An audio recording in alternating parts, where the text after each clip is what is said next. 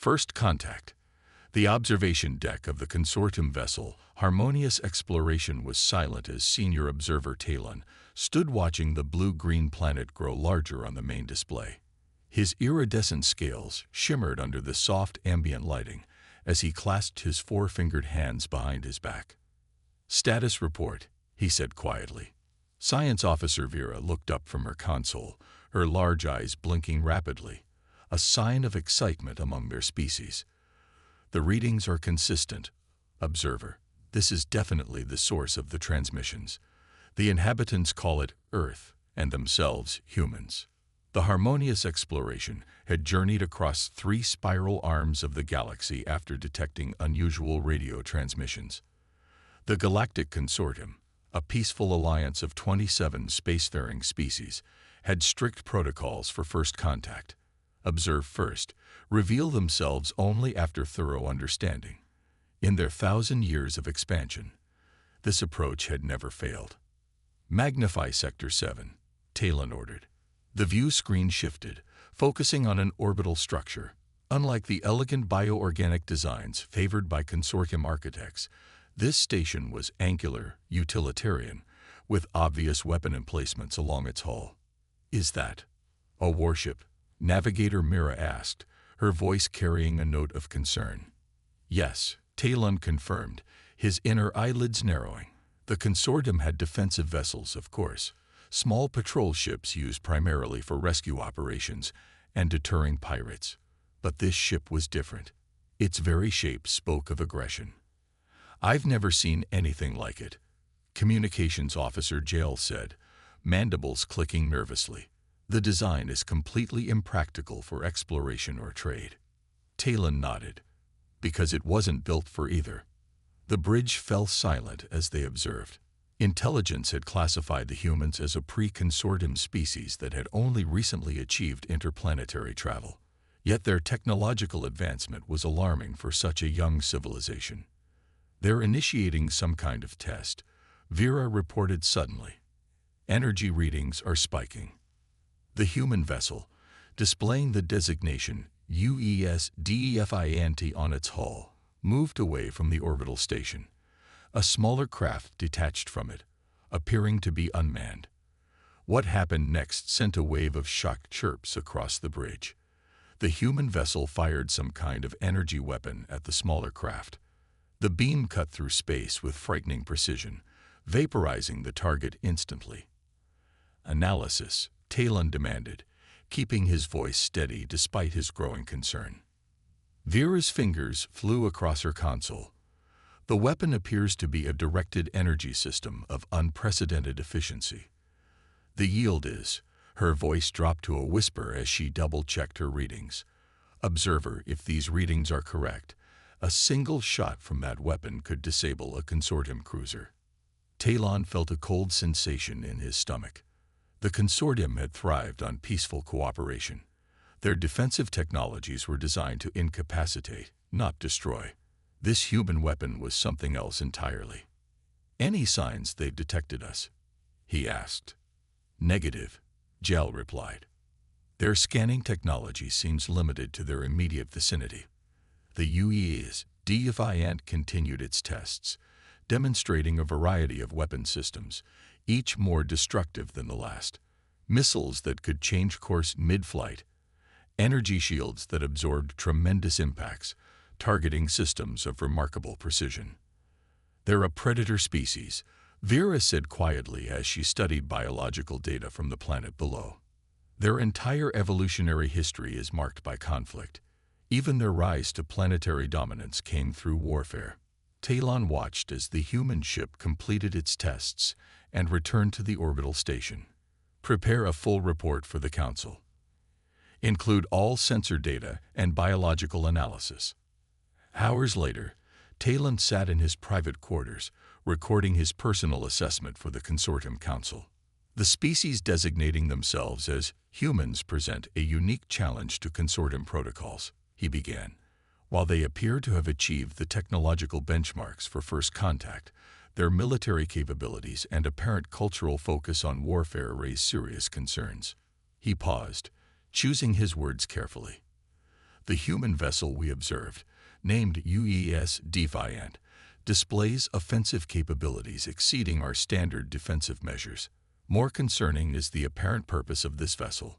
Unlike our multi-purpose ships, the human craft appears designed primarily for combat. Talon hesitated before adding his final thoughts.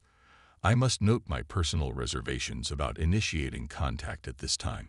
The human's predatory evolutionary background and history of internal warfare suggests they may interpret the consortium differently than other species have. Where others saw opportunities for cooperation, the humans may perceive potential threats or conquests. He sent the report, knowing it would cause significant debate in the council chambers. The consortium had never delayed first contact with a qualifying species before. Captain Elara Jordan stood on the bridge of the UES Defiant, Earth United Space Force's premier deep space vessel, watching the weapons test results with satisfaction. At 38, she was among the youngest to achieve command of a Paladin-class battleship, with a reputation for tactical brilliance that had earned her both admirers and critics. All systems performing above specifications, Captain, reported Lieutenant Commander Marcus Chen, her weapons officer. The new phased plasma cannons are showing a 12% improvement in targeting efficiency. Excellent. Jordan nodded, her short black hair barely moving as she turned to her XO. Commander Rodriguez, prepare the after-action report for Fleet Command. I want those efficiency numbers highlighted. Yes, Captain, Rodriguez replied, already tapping on his tablet. Jordan's attention shifted to the sensor officer, who was frowning at her console. Something wrong, Lieutenant Park. Park adjusted several settings before looking up. I'm detecting an anomalous energy signature at the edge of our sensor range, ma'am. It doesn't match any known profile. Natural phenomenon?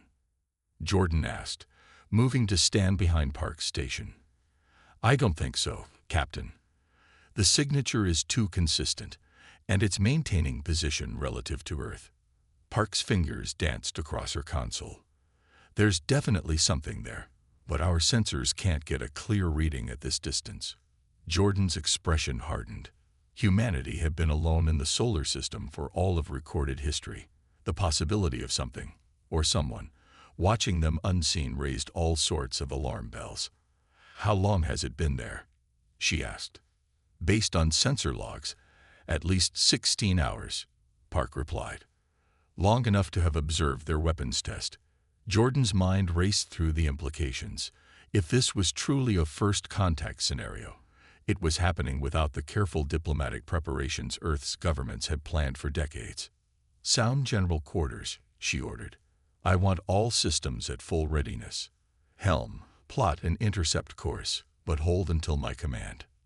The bridge erupted into controlled activity as the alert status changed. Jordan opened a channel to Earth Defense Command. Admiral Winters, this is Captain Jordan. We have a situation that requires immediate attention. On the Harmonious exploration, alarms suddenly blared. The human vessel is changing course. Navigator Mira reported, her voice tight. They're heading directly toward our position. Have they detected us? Talon demanded. Impossible, Vera insisted. Our stealth systems. They're scanning us. Jael interrupted. I'm detecting active sensor suites. They're primitive, but they've locked onto our position. Talon felt his scales flatten against his body, an involuntary response to threat. Initiate emergency protocols. Prepare tow. Too late, Mira cut in. The human ship has engaged its propulsion system. Intercept in 17 minutes. Talon made a decision that would alter the course of consortium history. Open a channel. All frequencies. First contact protocols are now in effect. Captain Jordan was reviewing the sensor data when Communications Officer Lieutenant Dawson called out. Captain, we're receiving a transmission from the anomaly. The bridge fell silent. On screen, Jordan ordered, straightening her uniform jacket. The main display flickered, then revealed a sight that would forever change humanity's understanding of its place in the universe. The beam on screen had iridescent scales, four-fingered hands, and large, expressive eyes. It was undeniably alien. "Greetings, vessel from Earth," the alien said, its mouth movements not quite matching the English words. Clearly some form of translation technology at work. "I am Senior Observer Talon of the Galactic Consortium. We come in peace and with respect for your sovereignty." Jordan kept her expression neutral, years of command training kicking in. "This is Captain Elara Jordan of the United Earth ship Defiant. You are currently in restricted space. Identify the purpose of your presence here." "We are observers, Captain Jordan. The consortium has protocols for meeting new spacefaring species. We detected your transmissions and came to learn about your civilization before making formal contact." Jordan's eyes narrowed. "So you've been spying on us." Talon's scales shifted color slightly. "We prefer the term preliminary observation. It is our standard procedure to understand a species before introducing ourselves. We mean no offense." "None taken," Jordan replied, though her tone suggested otherwise. "But in the future, Observer Talon, you should know that approaching Earth without identification is considered a potential hostile action." "Noted, Captain," Talon responded. "Perhaps this is an opportunity to exchange information about our respective protocols and customs. The consortium wishes peaceful relations with all spacefaring species." Jordan glanced at her XO, who nodded slightly. "We share that goal, Observer. I will need to consult with my government before proceeding further. In the meantime, I invite you to maintain your current position. Any movement toward Earth will be considered aggressive." "We understand, Captain Jordan. We await your response." As the transmission ended, the bridge remained silent for several seconds. "Well," Jordan finally said, "it seems the galaxy just got a lot more crowded. XO, get me a secure line to the Security Council. Lieutenant Park, maintain constant surveillance on the alien vessel, and someone find me every xenobiologist and first contact specialist we have." As her crew rushed to comply, Jordan stared at the alien ship on the display. Something told her that the consortium's peaceful intentions would soon be tested, and humanity's readiness for the stars would be determined by what happened next. The Arxan threat. 3 weeks after first contact, the diplomatic vessel Consortium Harmony orbited Earth alongside the UES Defiant. Inside the Earth Unity Station, representatives from both species were engaged in their 12th formal meeting. Ambassador Solara, the consortium's chief diplomat, gestured with her slender four-fingered hands.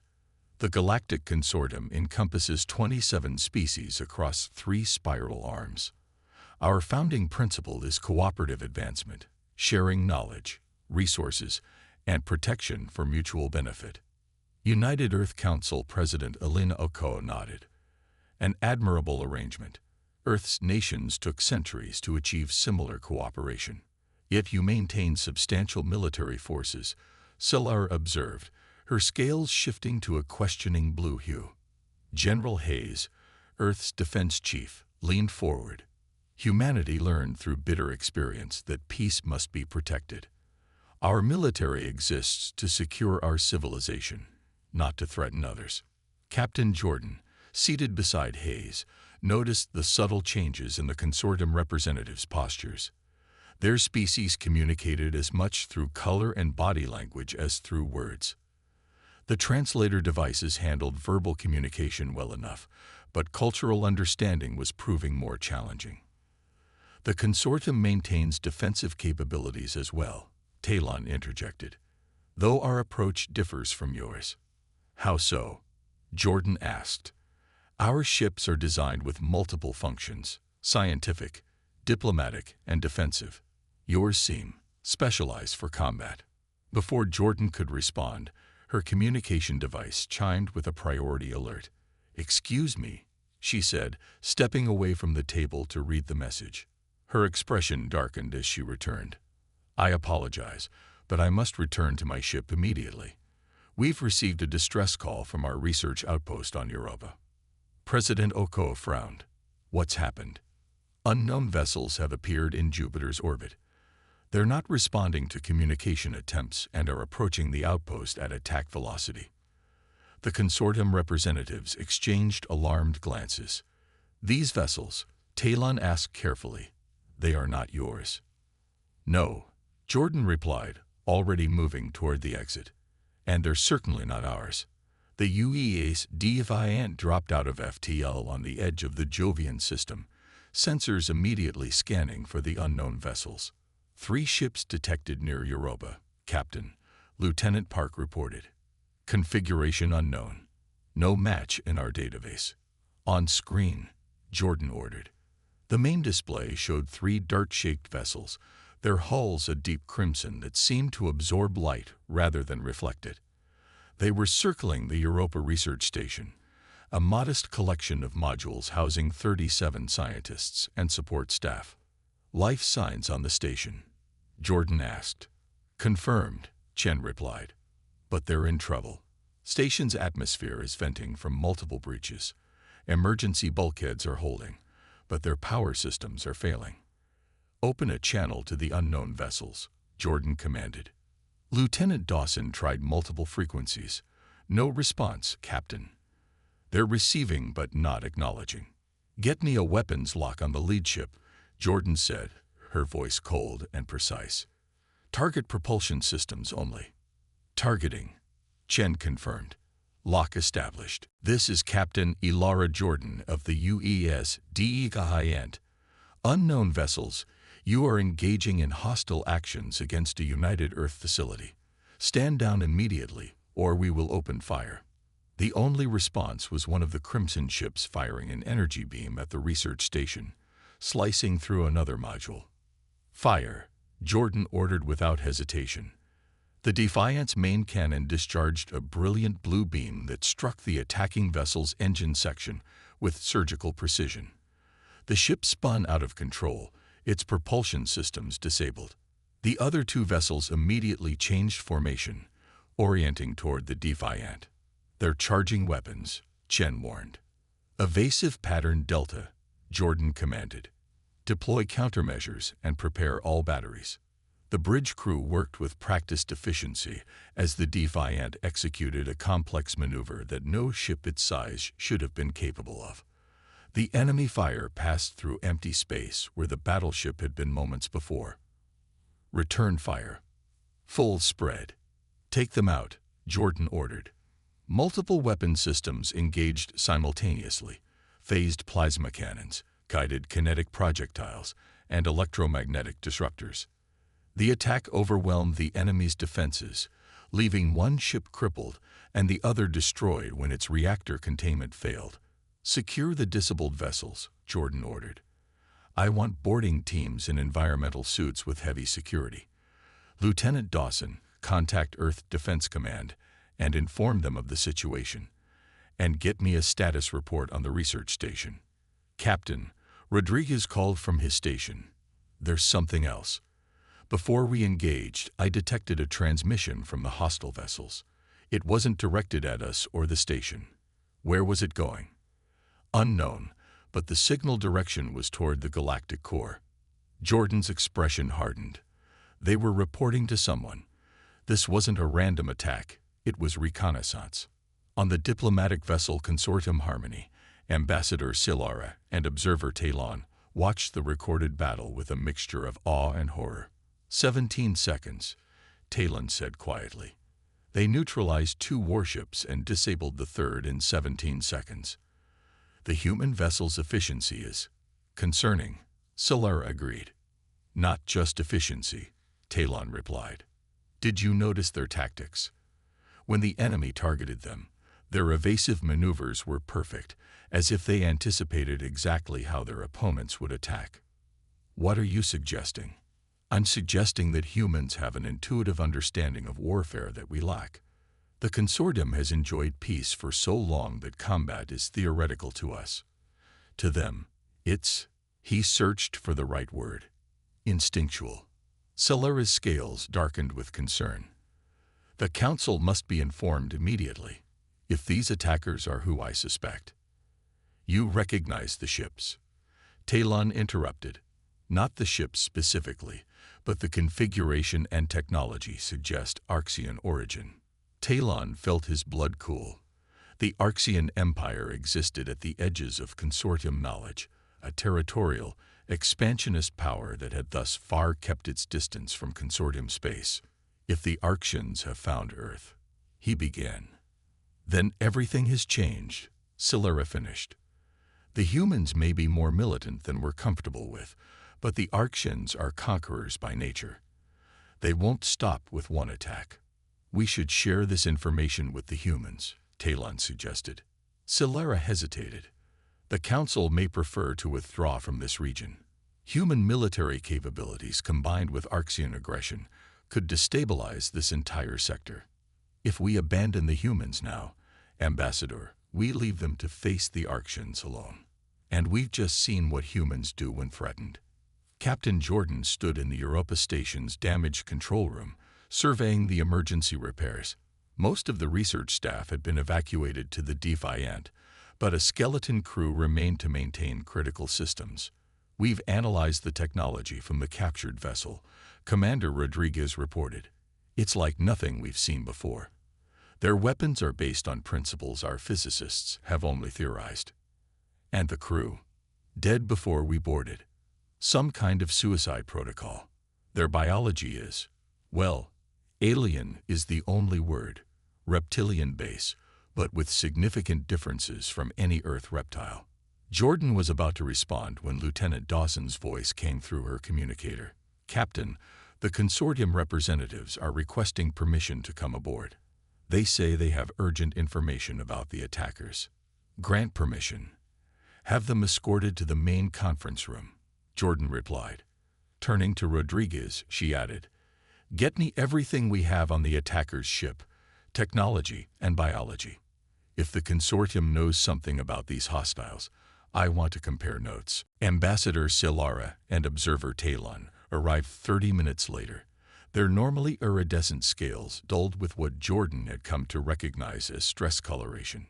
Captain Jordan, Silera began without preamble. The vessels that attack your research station belong to a species known as the Arxans. You're familiar with them? Jordan asked. Unfortunately, yes. The Arxan Empire lies beyond consortium space. They are territorial, militaristic, and expansionist. Unlike the consortium, they do not seek cooperation with other species. They demand subjugation. Why would they attack a human outpost? We've never encountered them before. Talon's scales shifted to a regretful purple. We believe they detected our communications with Earth. The Arxans monitor the borders of consortium space. When they realized we had made contact with a new spacefaring species, they decided to test our capabilities, Jordan finished. A probing attack to assess our strengths and weaknesses. Precisely, Silera confirmed. And now that they've seen your military response, they'll be back, Jordan said grimly, with greater numbers. The consortium representatives exchanged glances. The Arxans have never directly challenged the consortium, Silera explained. Our collective defensive capabilities have deterred them. But a single planet, even one with your impressive technology. You think they'll launch a full invasion, Jordan concluded. It is a possibility we must consider, Talon replied. The Consortium Council is divided on how to respond. Some advocate for bringing Earth under provisional consortium protection. Others fear involvement in what could become a prolonged conflict. Jordan's expression turned cold. So some of your leaders would leave us to face this threat alone, even though your presence here is what drew their attention to us in the first place. Silera's scales flushed with embarrassment.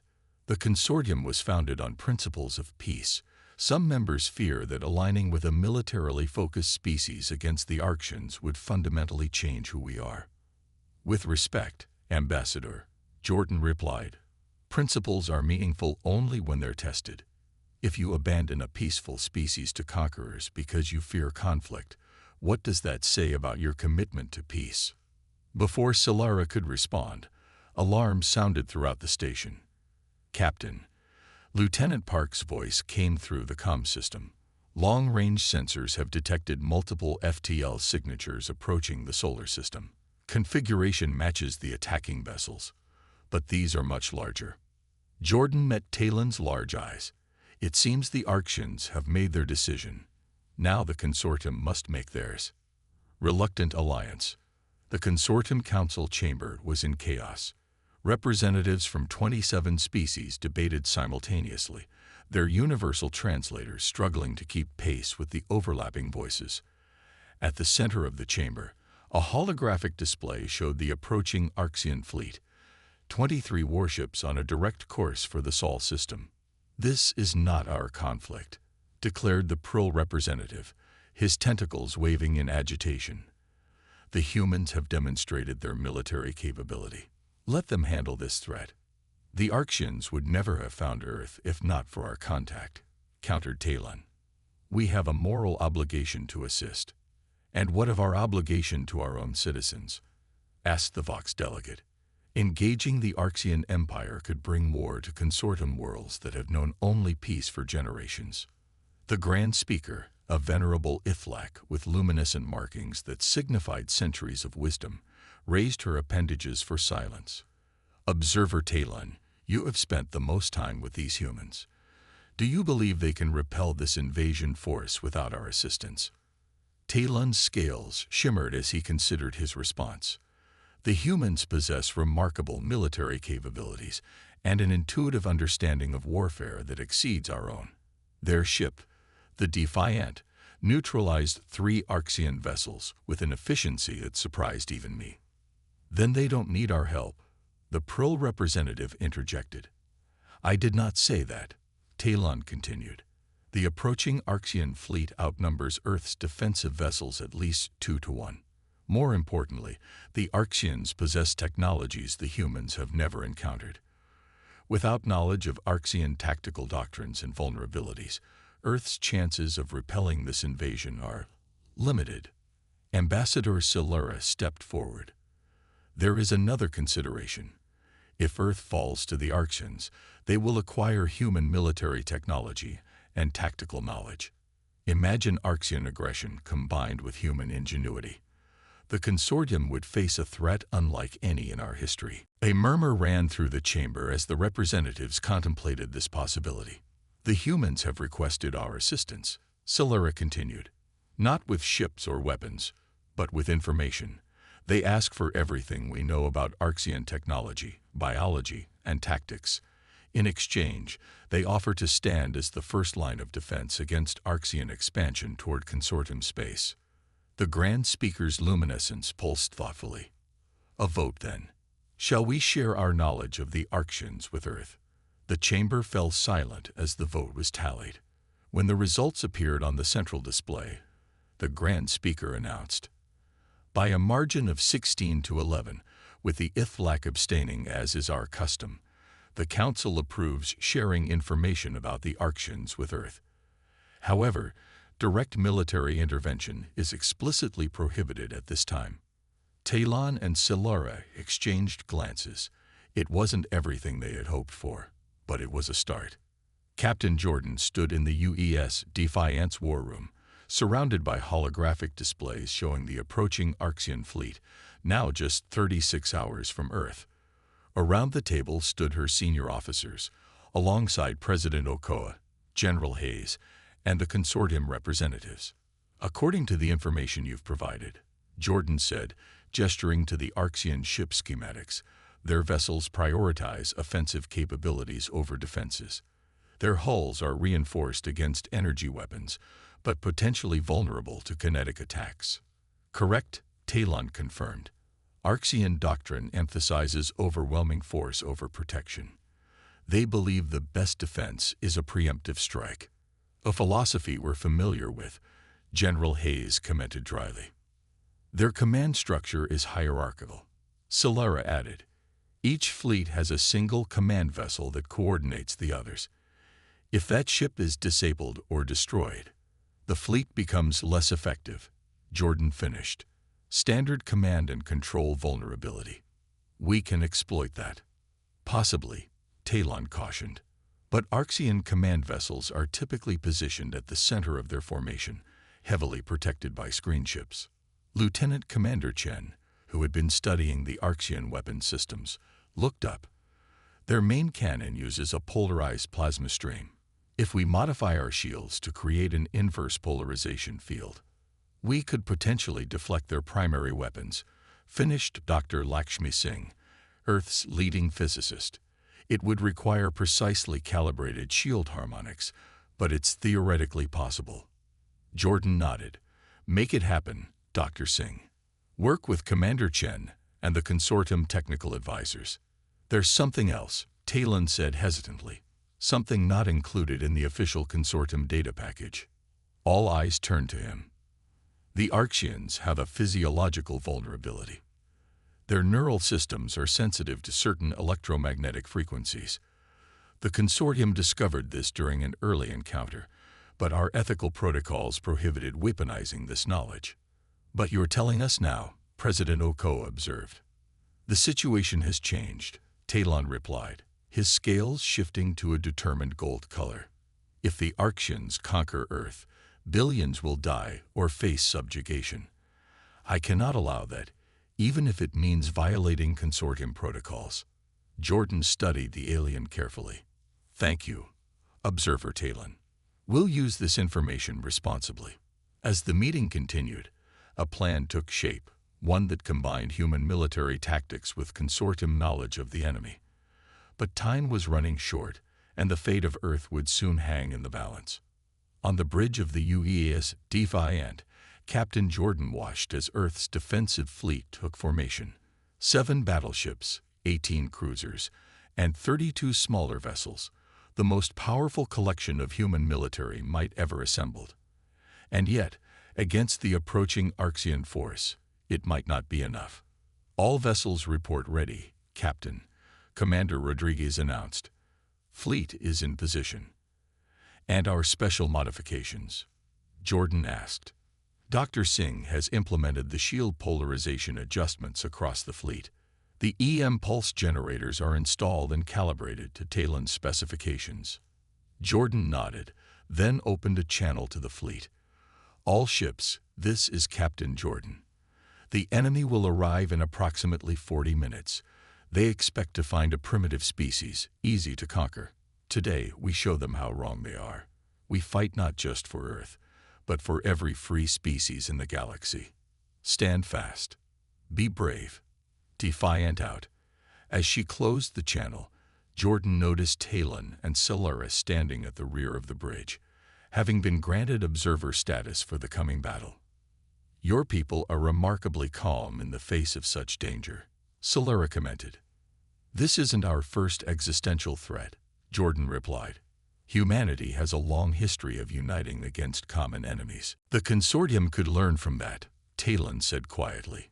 We've been at peace so long, we've forgotten how to face adversity together.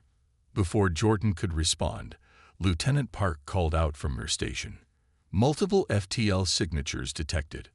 Arxian fleet dropping into normal space in 30 seconds. Battle stations, Jordan ordered. Execute Phase 1. The human fleet spread into an apparently disorganized pattern, a formation that would appear chaotic and primitive to the Arxians, but which concealed a carefully planned trap. Space itself seemed to tear open as the Arxian warships emerged from FTL travel, sleek, predatory vessels, with hulls the color of dried blood. They immediately formed a tight, disciplined formation around a larger central ship. As expected, Jordan murmured. The command vessel is taking the protected position. She opened a fleet-wide channel. Initiate Operation Trojan. All ships execute on my mark. The Earth fleet appeared to panic, breaking formation and scattering in different directions. Several ships, including the Defiant, launched what appeared to be a disorganized retreat toward Earth's moon. They're pursuing, Park reported. 12 Arxian vessels breaking from the main formation to follow our retreating ships. Hold course, Jordan commanded. Let them think they've divided us. On the main Arxian command vessel, War Captain Dresk watched with satisfaction as the primitive human ships fled before his superior force. Exactly as expected, he told his sub-commanders. These humans rely on brute force with no tactical sophistication. Pursuit Group, run down those fleeing vessels. Main fleet, proceed toward the human homeworld. Prepare bombardment sequences. What Dresk couldn't know was that the retreating Earth vessels were drawing his pursuit group into a carefully planned kill zone behind the moon. As the Arxan ships followed, they suddenly found themselves surrounded as additional Earth vessels emerged from hiding places among the lunar craters. Pursuit group has taken the bait, Rodriguez reported. They're fully committed. Spring the trap, Jordan ordered. All ambush vessels. Execute Phase 2. The hidden Earth ships opened fire simultaneously, their weapons calibrated to the exact frequencies that would be most effective against Arxan shields. At the same time, the fleeing vessels, including the Defiant, executed a perfect 180-degree turn and engaged from the front. Caught in a devastating crossfire, the Arxan pursuit group was systematically destroyed or disabled within minutes. Phase 2 complete, Chen reported. 12 enemy vessels neutralized. Now for the main fleet, Jordan said grimly. Begin Phase 3. The Defiant and its accompanying ships accelerated at maximum thrust, not away from the remaining Arxan fleet, but directly toward it, a frontal assault that appeared suicidal. On his command ship, War Captain Dresk received reports of his pursuit group's destruction with disbelief. Impossible, he raged. How could these primitives coordinate such an attack? War Captain, his sensor officer reported, the human vessels are on an intercept course. They appear to be attacking us directly. Dresk's mouth formed what passed for a smile in his species. They're desperate, brave, but foolish. All vessels, concentrate fire on the approaching human ships. Show no mercy. The Arxan fleet opened fire, filling space with destructive energy. But something unexpected happened. The human shields, which should have failed under such an assault, instead reflected much of the energy back toward the Arxan vessels. Inverse polarization, Dresk's science officer exclaimed. They've modified their shields to counter our weapons. Impossible, Dresk repeated, though with less certainty. These humans couldn't have developed such technology so quickly. Realization dawned too late. The consortium, he hissed. They shared their knowledge with the humans. By then, the Earth fleet had closed to optimal range for the weapon Talon had helped them develop. Directional electromagnetic pulse generators tuned precisely to the frequency that would disrupt Arxan neural systems. All ships, deploy EM pulses, Jordan commanded. Target the command vessel. Multiple beams converged on the Arxan flagship, penetrating its shields as if they weren't there. The pulses didn't damage the ship itself but affected the crew in ways they couldn't have anticipated. Throughout the Arxan command vessel, crews collapsed in disorientation and pain as their neural systems overloaded.